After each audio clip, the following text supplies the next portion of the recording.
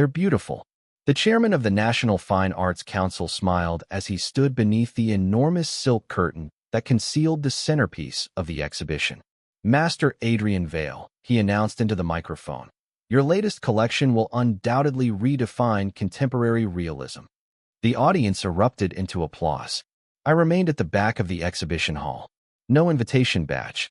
No introduction. No place beside the paintings that had carried my fingerprints before they ever carried Adrian's signature.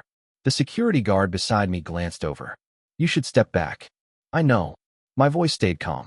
Across the room, Adrian adjusted his tailored charcoal suit, accepting compliments as though praise had become oxygen. He laughed. He shook hands. He bowed modestly. Then he looked toward me. Our eyes met. His smile widened. Not with warmth. With triumph. 5 years ago, I had believed talent mattered. For years ago, I learned that galleries sold stories before they sold paintings. 3 years ago, Adrian had become my mentor. 2 years ago, he became my business partner. 1 year ago, he quietly became the owner of everything I had ever created. Legally. Perfectly. Painfully. People still believed I had retired after losing my eyesight in an accident. It was an elegant lie.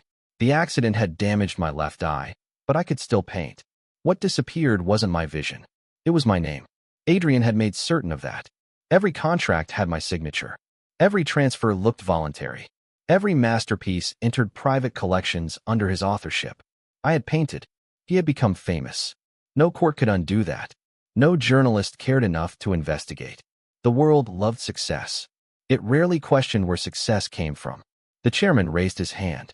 The unveiling. The lights dimmed. Several assistants pulled away the silk covering.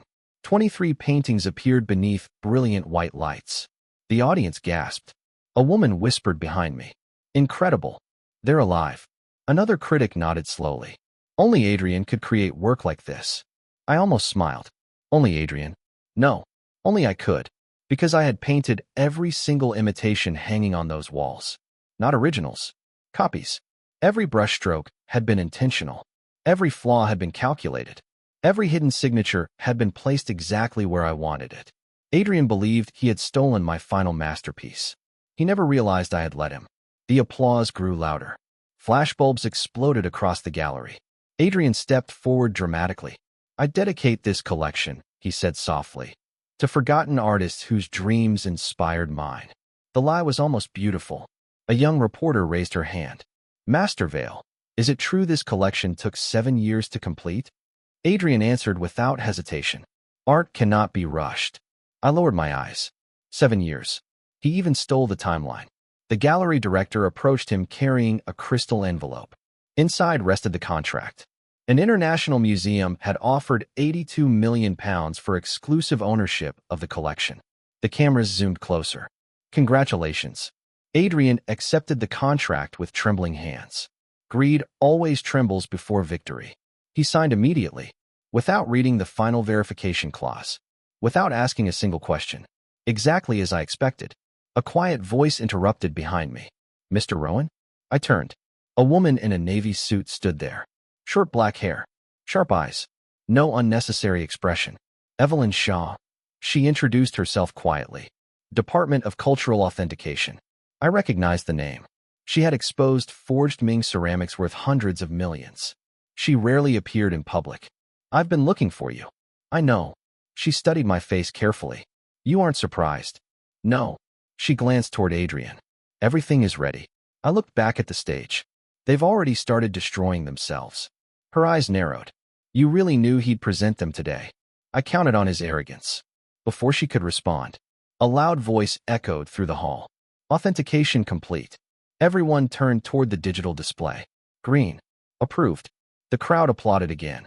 Adrian smiled confidently, but I noticed something no one else did. The authentication team had examined only the paint, not the canvas beneath it. Exactly as planned. Evelyn folded her arms. You're gambling with your entire reputation. I lost my reputation years ago. And if you're wrong, I'm not. Silence settled between us. She finally asked the only question that mattered. Where are the originals? I looked toward the rain-covered windows. Safe. The first crack of thunder rolled across the city. Inside the gallery, champagne glasses clinked together. Outside, a storm approached. Inside, another storm had already begun. It simply hadn't reached Adrian yet. 3 hours later, the celebration grew louder. Collectors competed for photographs beside Adrian. Television crews requested interviews. Critics praised his greatest achievement. I remained invisible. Being ignored had become strangely comfortable. Evelyn walked beside me as we left the exhibition floor. You could expose him now. I could. Why won't you? I stopped beside an enormous abstract sculpture.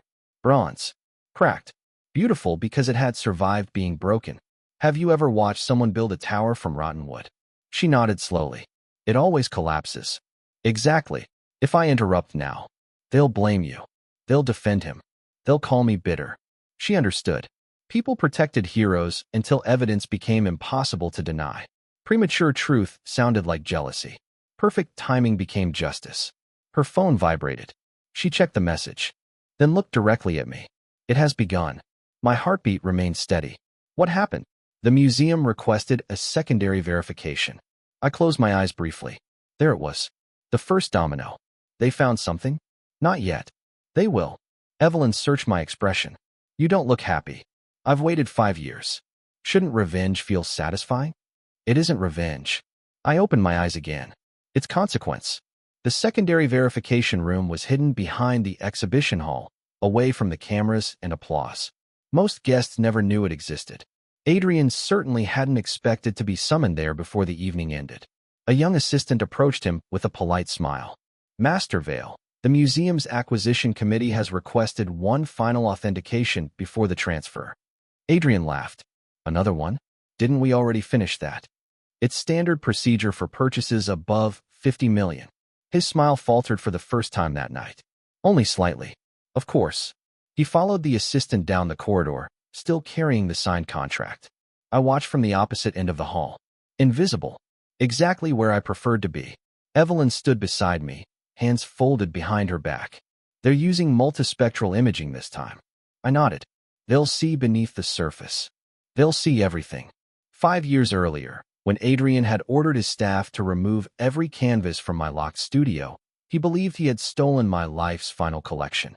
He never realized I had spent 6 months repainting each masterpiece, layer by layer, not to improve them, to trap him. The visible paintings were flawless. The hidden layers told another story. Every original canvas carried an embedded pigment that only appeared under multispectral analysis.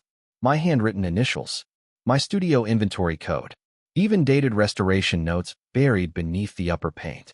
Invisible to the naked eye. Impossible to erase without destroying the work. I hadn't hidden the truth inside documents. I had hidden it inside the paintings themselves. Back then, my assistant had stared at me in disbelief. Why would you let him take them? I had looked at the stacked canvases in silence. Because thieves always steal what they don't understand. Now that answer was finally reaching its destination. A muffled shout echoed from behind the authentication room door. Evelyn didn't react. Neither did I. Moments later, another voice rose, sharper this time. Run the scan again.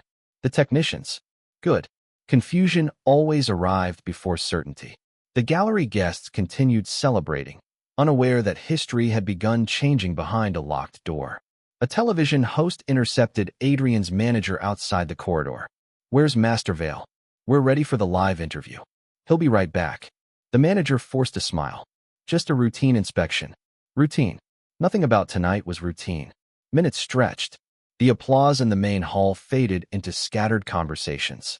Whispers replaced laughter. People sensed delays before they understood causes. The chairman frowned toward the closed corridor.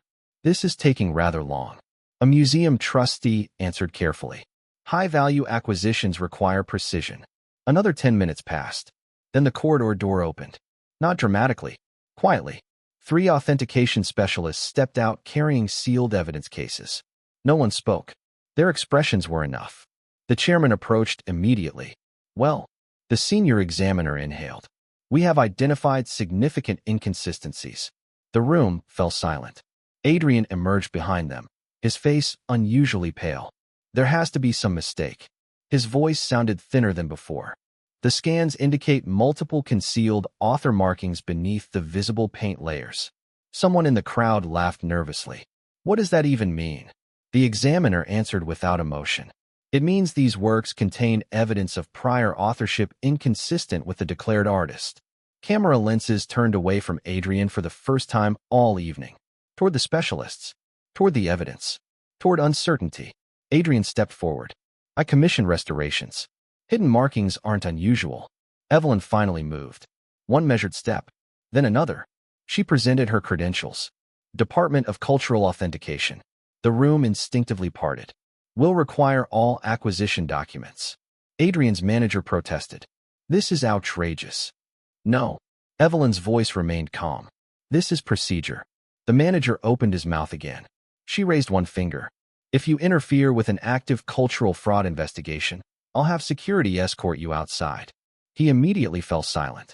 Fear replaced confidence with remarkable speed. Across the room, Adrian searched the crowd. His eyes found me. For several long seconds, he simply stared. Confusion. Recognition. Then something darker. He walked directly toward me. You. People turned to watch. I should have known. I didn't answer. His breathing became uneven. You did something. I painted. You hid something inside them. I finished my work. His hands trembled. You planned this. I met his gaze without anger. No. I prepared for you. Those 6 words landed harder than any accusation. His face drained of color. You expected me to steal them. I expected you to remain yourself. Around us, conversations erupted into frantic whispers. Who is he? Why does Adrian know him? Weren't those Adrian's paintings? A young journalist lifted her camera. Sir, what's your relationship with Master Vale? Neither of us answered. Evelyn accepted a sealed folder from one of the examiners. She opened it slowly. Inside were enlarged multispectral images. Across every hidden layer, beneath years of visible paint, the same signature appeared. Not Adrian Vale. Rowan Ashcroft. My name. Not written once. Written 23 times. The room seemed to exhale all at once. No one applauded now. No one smiled. The exhibition had finally become what it was always meant to be. An unveiling. Just not the one Adrian had planned. No one moved. The silence spreading through the gallery was heavier than outrage. Outrage came with shouting. This silence carried disbelief. A veteran art critic stepped closer to the enlarged scan. No. He adjusted his glasses. Those signatures are embedded beneath the visible layers. Another examiner nodded. They predate the surface paint. The chairman slowly turned toward Adrian. Explain. Adrian swallowed. They're restoration marks. The senior examiner shook his head. Restoration marks do not contain complete authorship records, studio inventory numbers, and pigment sequencing notes. Murmurs erupted. What does that mean? Could these paintings belong to someone else? I've written articles praising him. Journalists abandoned Adrian's interview backdrop and rushed toward the authentication team instead. Microphones appeared from every direction. Cameras began broadcasting live. Adrian's manager forced his way through the crowd. This investigation is incomplete. Evelyn calmly closed the evidence folder. Correct. Then stop making assumptions. We aren't. She looked directly at the reporters. We are collecting facts. One journalist immediately asked, Who is Rowan Ashcroft? The room instinctively searched for me. I remained near the rear wall, hands in my coat pockets, breathing evenly. No dramatic entrance. No speech. No attempt to reclaim the spotlight. One camera finally found me. The reporter frowned. Sir, are you Rowan Ashcroft? Yes. You claim these works are yours? I haven't claimed anything. I looked toward the authentication images. The paintings already have. Several reporters exchanged puzzled looks. Another stepped forward. Then why were you silent for years? Before I could answer, Adrian shouted across the room. Because he's lying. His voice cracked. He worked for me. No, I replied quietly. You worked with me. The distinction landed harder than an accusation. Adrian laughed bitterly. Convenient timing. Timing matters. So does evidence. His jaw tightened. You forged those hidden layers. The senior examiner interrupted. Impossible. Everyone turned. He continued calmly. The hidden pigments oxidized over several years.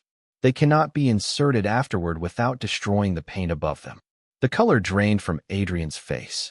For the first time since I had known him, he had no prepared answer. 5 years earlier, my studio had smelled of linseed oil and cedar wood. Adrian stood beside one of my unfinished landscapes. You know why galleries overlook you? I continued mixing cobalt blue. They don't. They do. He smiled sympathetically. You're brilliant. But brilliance doesn't sell. Stories sell. I didn't answer. He continued walking around the studio. You hate interviews. Yes. You refuse collectors. Yes. You never attend exhibitions. Correct. He stopped beside my largest canvas. And yet you wonder why no one knows your name. I finally looked at him. I paint. You hide. He wasn't entirely wrong. Painting had always felt honest. People rarely did. He placed a friendly hand on my shoulder. Let me handle the business. You create. I'll build the empire. At the time, it had sounded generous. Months later, every contract bore his company logo, then his signature, then only his name. The transition happened so gradually that by the time I noticed, my own career had become invisible. Back in the present, a museum trustee approached Evelyn. If these findings are confirmed, she answered without hesitation, the acquisition contract becomes void. And criminal charges? If intent is established. Another reporter interrupted. Mr. Ashcroft, why didn't you stop the exhibition? I tried years ago. No one spoke. I continued. When no one listened, I looked at Adrian. I stopped protecting people from their own decisions. The words unsettled the room. Not because they were loud, because they were calm. Adrian suddenly lunged toward the evidence table. Those files are fabricated. Security intercepted him before he reached it. Sir, please step back. Get your hands off me. The cameras captured everything. Every shove, every desperate gesture, every crack appearing in the image he had spent years polishing. One collector quietly removed the museum contract from his briefcase. We're suspending payment. Another immediately nodded. So are we. Within minutes, over £140 million in pending sales vanished. No lawsuit. No public campaign. Simply consequence. Adrian stared helplessly. They can't do this. They already did. He looked at me again. What do you want? The question surprised everyone, including me. I answered honestly. Nothing. Liar. I wanted my work to survive. It has. He laughed without humor. You planned to destroy me. No. I shook my head. You planned that yourself. By midnight, the gallery had transformed from a celebration into an investigation. The champagne remained untouched. The orchestra had quietly packed away their instruments. Every painting now stood behind temporary evidence barriers. No one admired them anymore. People examined them. That was far more dangerous. Outside, rain hammered against the glass facade. Inside, reputations dissolved just as quickly.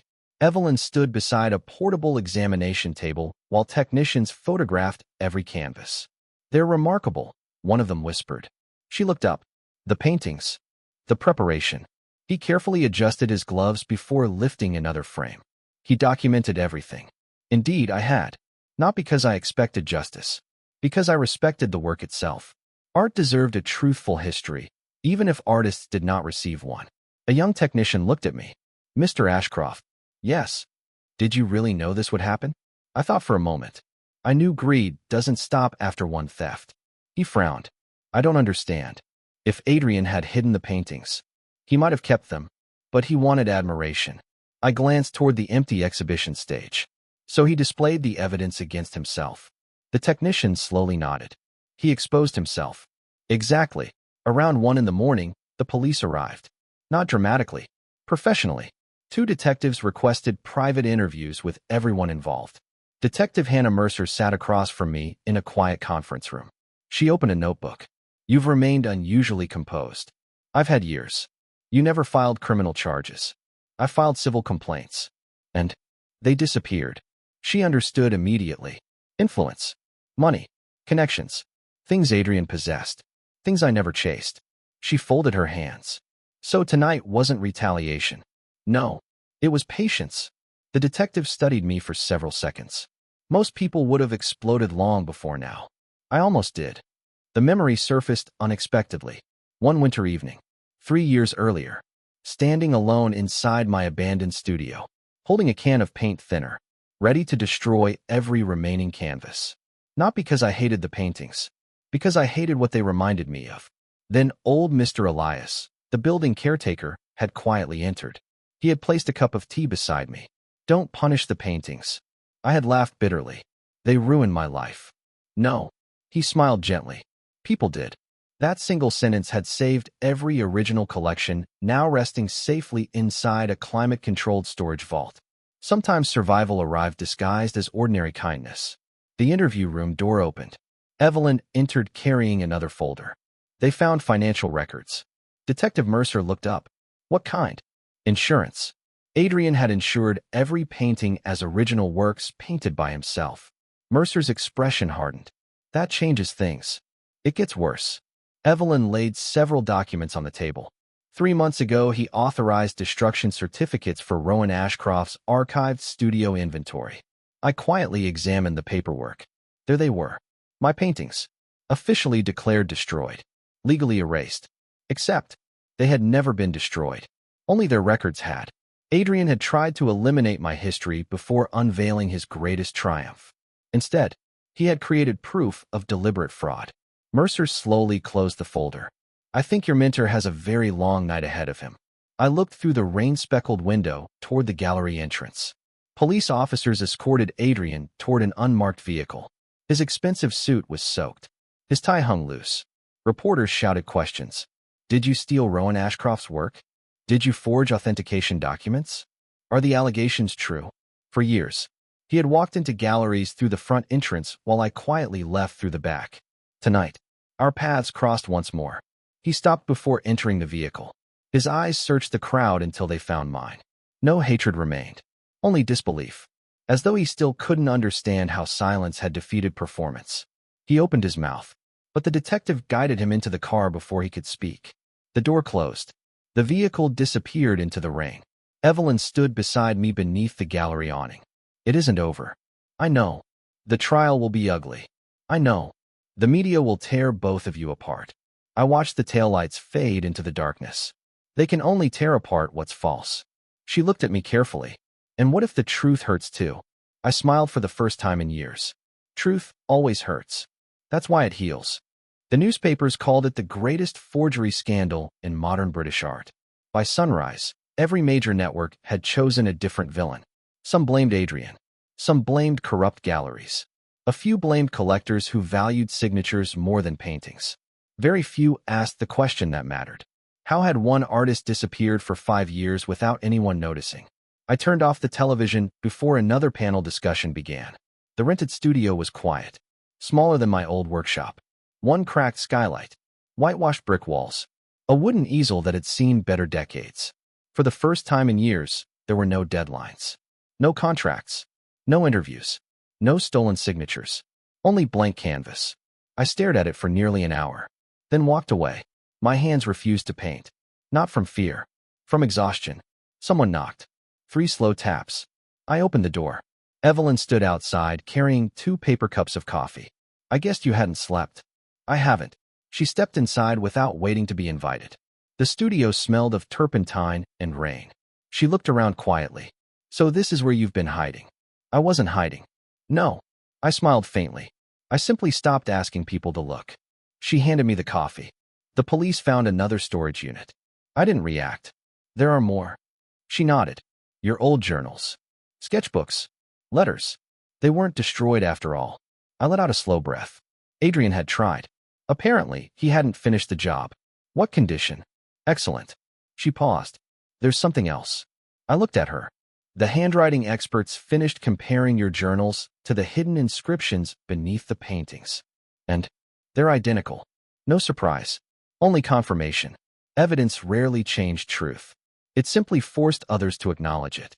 Across the city, inside a gray interrogation room, Adrian looked nothing like the celebrated artist from 48 hours earlier. The tailored suit had been replaced by a wrinkled shirt. Dark circles rested beneath his eyes. Detective Mercer placed another folder on the table. Explain this payment. Adrian glanced down. It was consultancy. To whom? My accountant. Mercer opened another page. The account belongs to a laboratory technician. Adrian remained silent. A technician involved in authentication. Still nothing. She leaned back. You understand silence isn't helping you. He laughed weakly. Interesting. What is? The one person who stayed silent for years destroyed me. Mercer folded her hands. No, you destroyed yourself. He looked away. For the first time, someone else's words sounded familiar. By afternoon, my phone rang 37 times. Journalists, collectors, television producers, publishers, former acquaintances. None had called during the previous 5 years. I answered none of them. Near sunset, another number appeared. Unknown. Something told me to answer. Mr. Ashcroft? An elderly man's voice. This is Samuel Hart. The name meant nothing. I'm chairman of the Ashcombe Museum. I remembered. One of the oldest museums in Europe. I owe you an apology. I remained silent. He continued. 8 years ago, we rejected your exhibition. I remember. We didn't even examine the paintings. No. We trusted Adrian's opinion. The old man exhaled heavily. I've regretted that for years. I looked through the skylight at the fading evening light. What do you want from me? Nothing. A pause. Accept permission. For what? To tell the truth. 2 days later, the museum held an emergency press conference. Not to defend itself. To confess. Reporters packed the hall. Samuel Hart walked slowly toward the podium. Age had bent his shoulders. It had not bent his conscience. He adjusted the microphone. Years ago, our institution failed an artist. Camera shutters exploded. We rejected Rowan Ashcroft without viewing his collection because we relied upon another man's recommendation. Whispers spread instantly. Samuel continued. That decision enabled a fraud. And for that, I accept responsibility. A journalist interrupted. Are you resigning? If necessary. Another shouted. Will the museum compensate Mr. Ashcroft? Samuel answered carefully. No amount of money can purchase stolen years. The room fell silent. But he looked directly into the cameras. We can return something else. Our respect. That evening, Evelyn arrived carrying a folded newspaper. She placed it on my work table. Across the front page. Not Adrian. Not the scandal. Not the investigation. Only a photograph. Mine. Taken years earlier while painting beside an open window. I had forgotten the picture even existed. Beneath it, a single sentence. The artist who never stopped painting. I stared at it quietly. Evelyn watched my expression. How does it feel? I considered the question. Strange. Why? I spent years wanting people to know my name. And now, I only want them to see the paintings. She smiled. I think that's why they finally will. The trial began 3 months later. By then the scandal had spread far beyond the art world. Universities taught it as an ethics case. Auction houses reviewed decades of authentication procedures. Private collectors quietly removed questionable works from their walls. One man's greed had shaken an entire industry. I attended the trial only because the court required it. Not because I wanted to watch Adrian fall. The courtroom smelled of polished oak and old paper. Judge Eleanor Whitmore entered precisely at 9. Be seated. Across the room, Adrian looked thinner, older, as though months had passed instead of weeks. His defense barrister rose confidently. My client acknowledges administrative mistakes. Administrative mistakes. Interesting phrase. Stealing another man's life reduced to paperwork. The prosecution called Evelyn first. She spoke without embellishment. No dramatic pauses. No emotional speeches. Only facts. The multispectral scans revealed concealed authorship signatures. The pigments predated the visible layers. The documentation matched Mr. Ashcroft's archived journals. Every sentence tightened the net. Then Detective Mercer testified. Financial records. Insurance fraud. Destroyed inventory certificates. Bribed technicians. Each document built upon the last. Not one stood alone. Together, they formed a mountain impossible to climb. When my turn came, the courtroom grew unusually quiet. The prosecutor approached.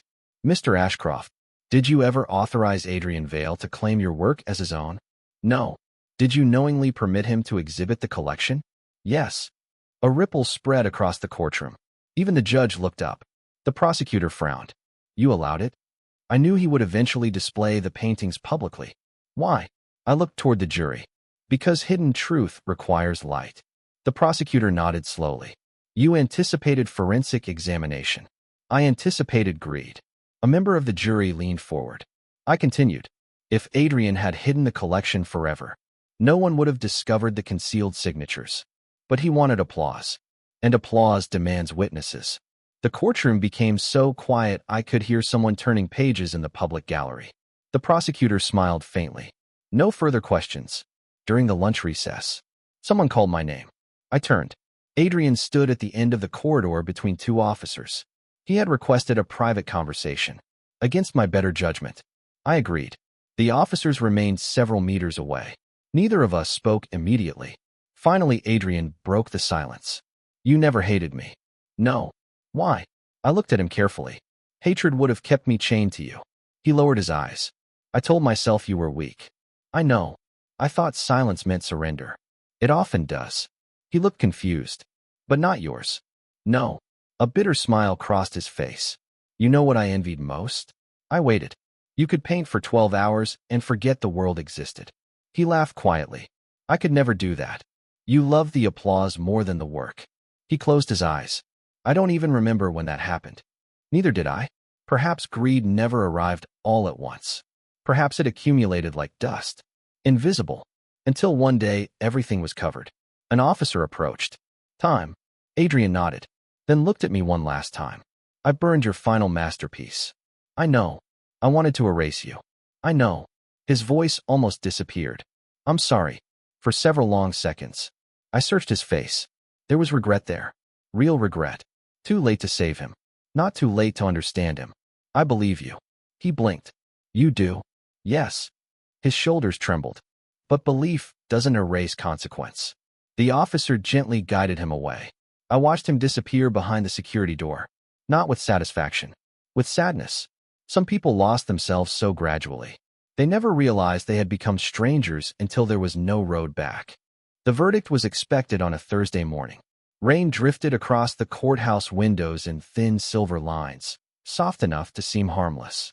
Inside, every seat was occupied.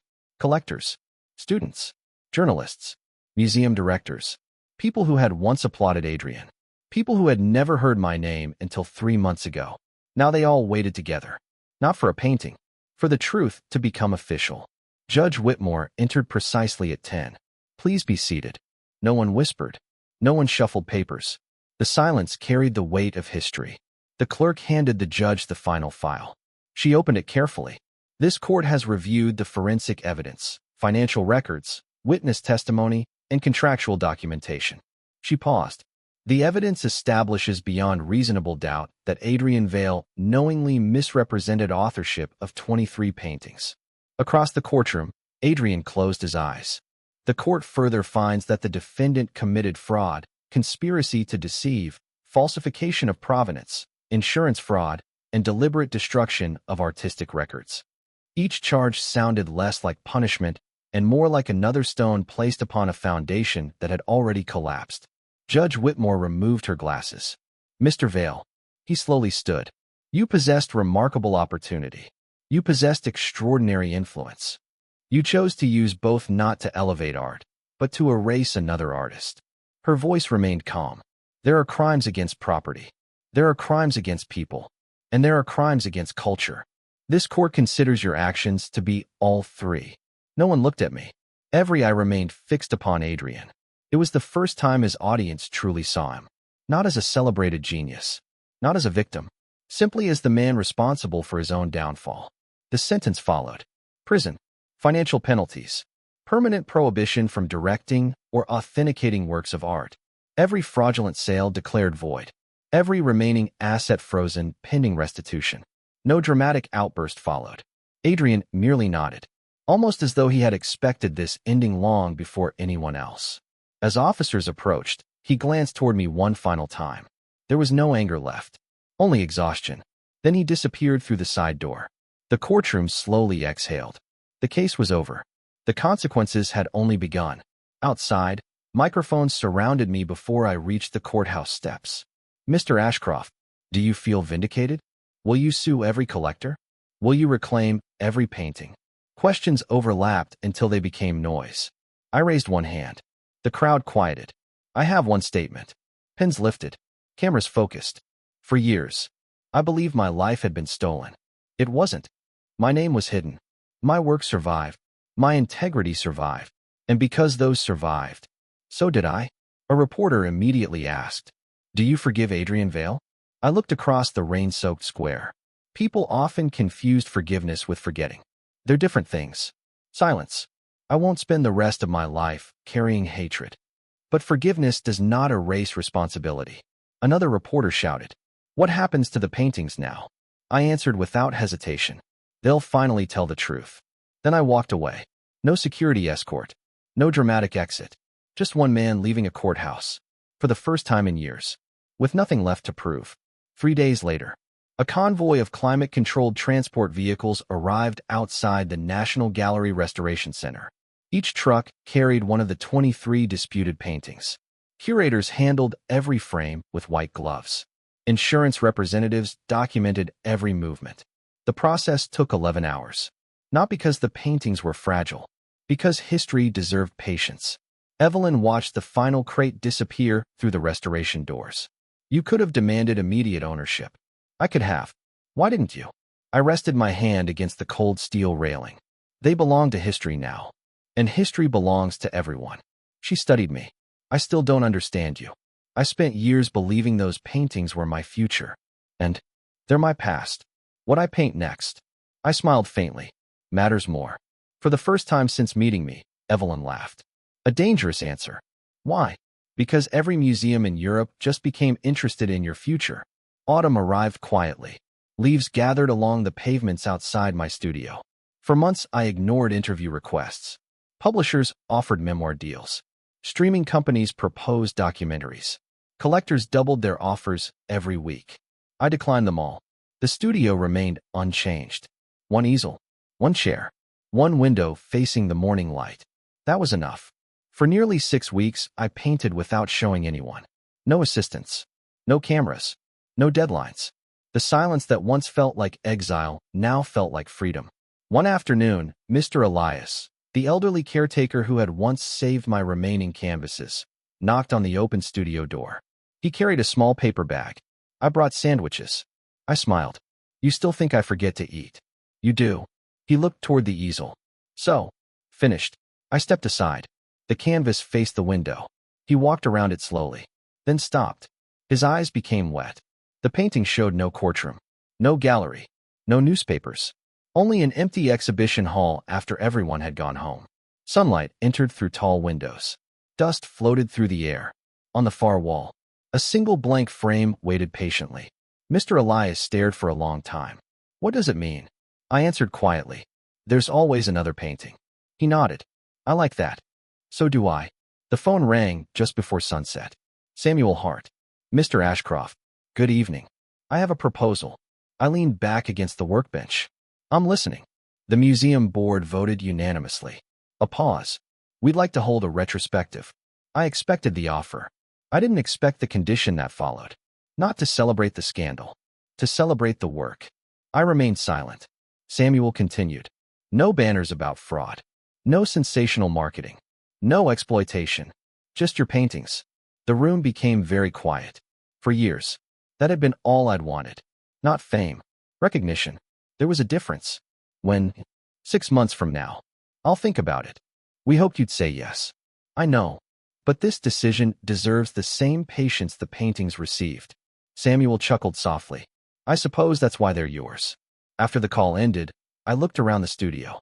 The old wooden floor. The smell of oils. The unfinished canvas waiting beside the window. Nothing extraordinary. Everything essential. Another knock interrupted my thoughts. Evelyn entered carrying a flat archival box. I found something. What is it? She placed the box on the table. Inside lay a faded exhibition catalog. 10 years old. My first group exhibition. Only 3 paintings had been accepted. Tucked inside the cover was a handwritten note. I'd forgotten writing it. If no one remembers my name, I hope they remember how the paintings made them feel.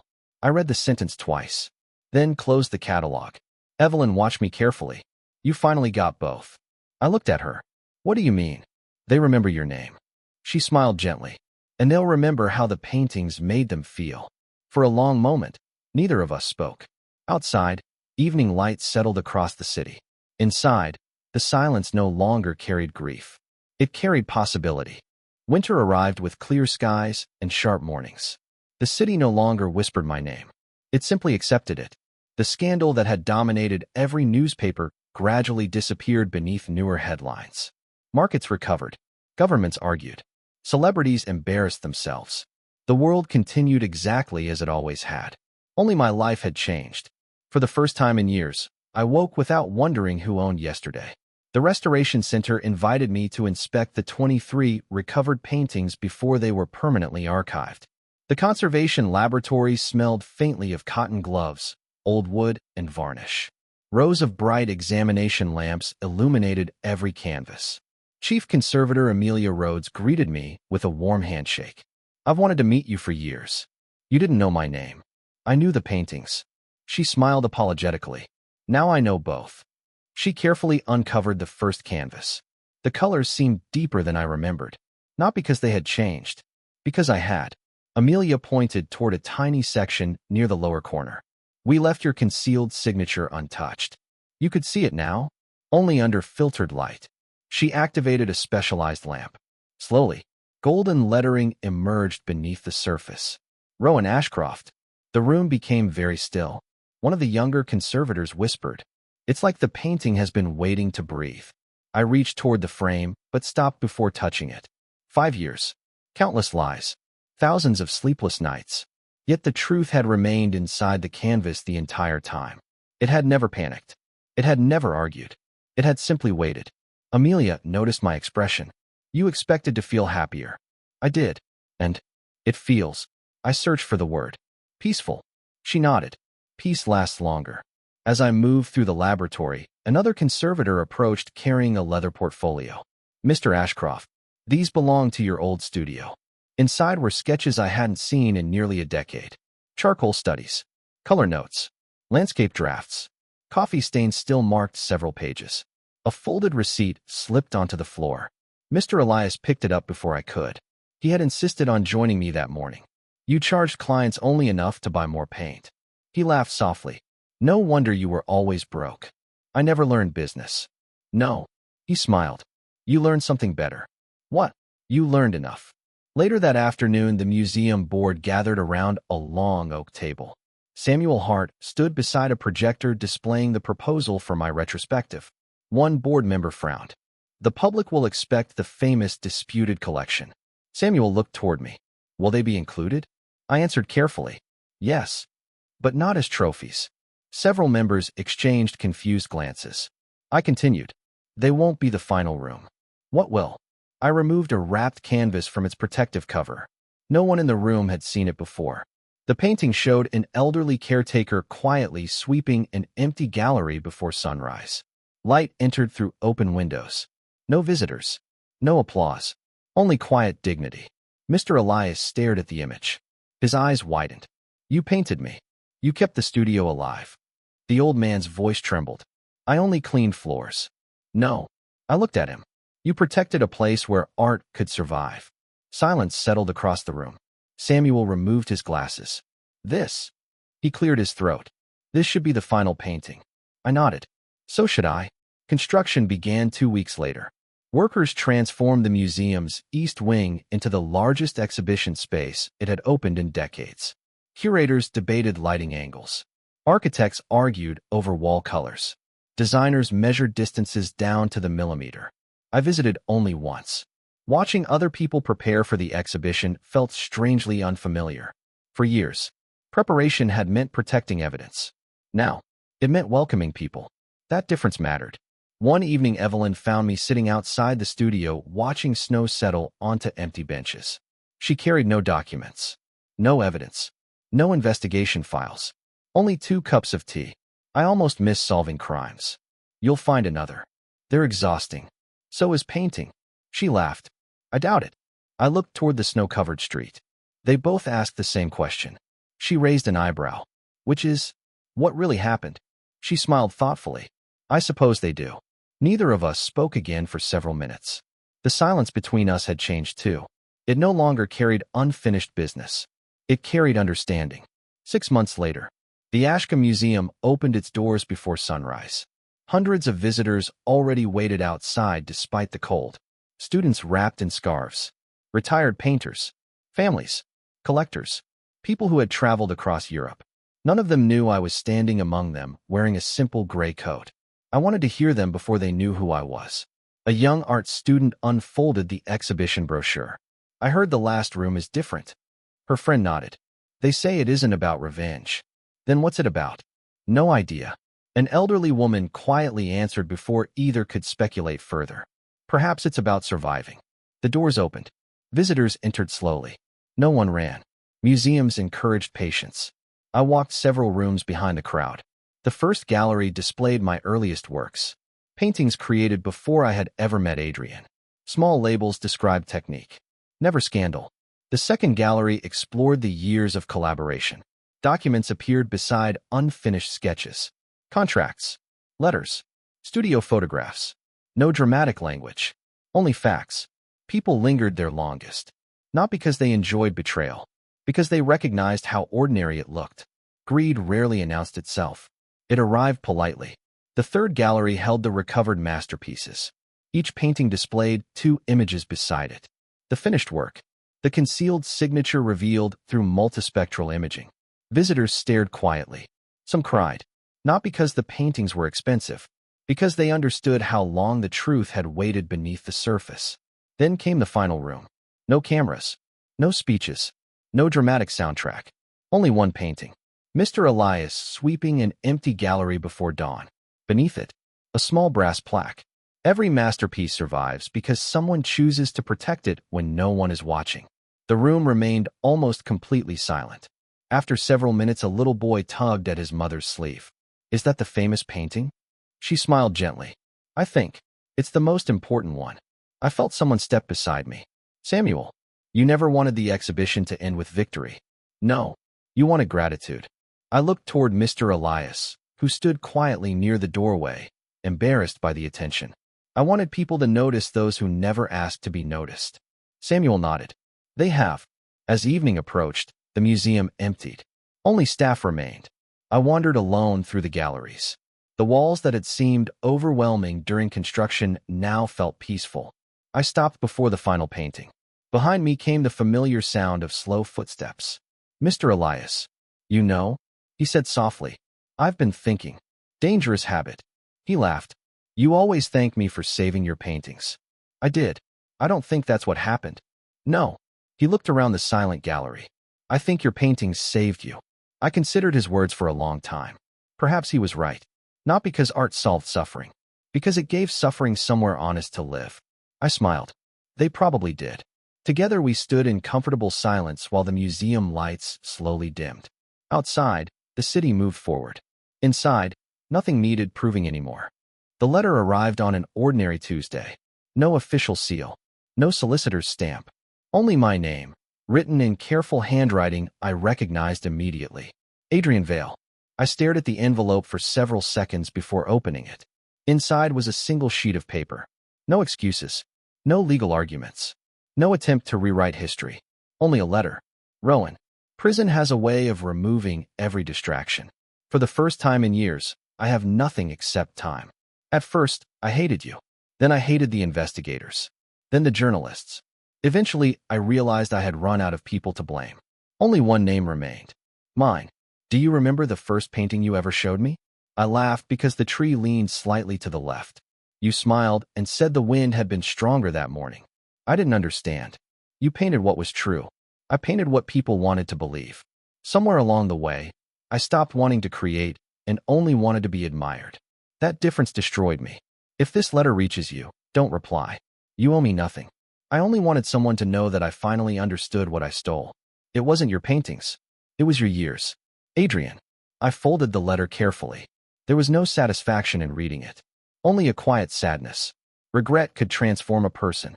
It could never transform the past. I placed the letter inside the same archival box that held my earliest sketchbooks. Not because I wanted to remember Adrian. Because the story would always be incomplete without truth. Even uncomfortable truth. Later that afternoon, Evelyn visited the studio. She immediately noticed the opened envelope. Bad news. No. I handed her the letter. She read it slowly. When she finished, she remained silent for almost a minute. Finally, she asked, "Do you believe him?" "Yes." "You always answer that question so quickly." "Because regret sounds different from self-pity." She folded the paper neatly. "He finally accepted responsibility." "He did." She looked around the studio. "You aren't angry." I was. "And now, I don't have room for anger anymore." She smiled. "Good. Why?" "Because your next painting deserves the space." A week later, I began teaching. Not at a prestigious academy. Not through an expensive masterclass. At the Community Art Center 2 streets away. 12 students. Different ages. Different backgrounds. One shared uncertainty. On the first morning, nobody touched a brush. They kept watching me instead. Finally, a teenage boy raised his hand. Sir. Yes. What's the secret to becoming a great artist? The room became perfectly still. Everyone waited. I looked at the blank canvases standing before them. There isn't one. They looked disappointed. I continued. The secret is continuing after nobody notices. An older woman frowned. That's all. No. I smiled. That's the hardest part. Slowly, brushes lifted. Paint met canvas. The room filled with quiet concentration. No applause. No cameras. No collectors. Only honest work. It reminded me of the happiest years of my own life. Before ambition had entered the studio wearing expensive shoes. Months passed peacefully. The exhibition traveled to museums across Europe. Books were written. Documentaries released. Universities continued discussing the case. I rarely participated. People expected me to become the public face of artistic integrity. Instead, I kept painting, because paintings lasted longer than interviews. Spring returned. Cherry blossoms lined the streets outside the museum where everything had begun. The National Gallery invited me back, not for another exhibition, for the unveiling of a permanent plaque beside the restored collection. The ceremony was intentionally small. Museum staff, conservators, students, Mr. Elias, Samuel, Evelyn. No television crews. No politicians. Exactly as I had requested. The chairman stepped forward. Years ago, these works entered this building under the wrong name. He gently removed the silk covering from the bronze plaque. It read, The Rowan Ashcroft Collection, dedicated to the belief that truth may be delayed, but never erased. Applause filled the gallery. Gentle, respectful, nothing like the thunderous applause Adrian had once chased. This applause expected nothing in return. Samuel quietly approached me. You should say something. I looked around the room. At the students. At the conservators who had preserved every brushstroke. At Mr. Elias standing shyly near the back. At Evelyn, who simply nodded once. I stepped forward. When I was younger, I believed recognition meant people saying my name. A few listeners smiled. I was wrong. I looked toward the paintings.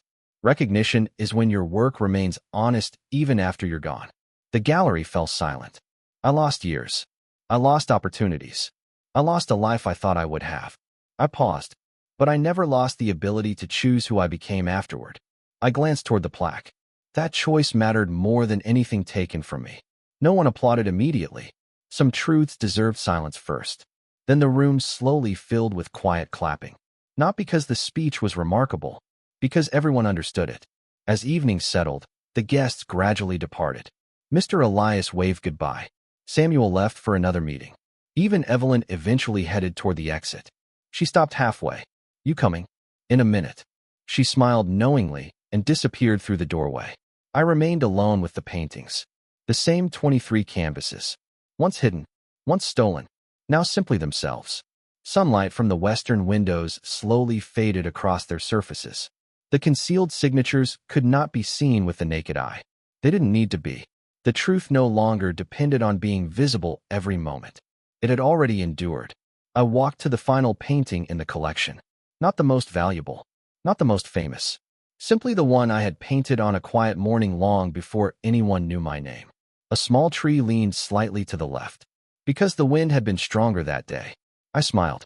Some details were never mistakes. Only memories waiting for someone patient enough to understand them. I switched off the final gallery light and walked toward the exit. Behind me, the paintings remained exactly where they belonged. Ahead of me, another blank canvas waited in tomorrow's morning light. And this time, no one else's name would ever be written beneath it.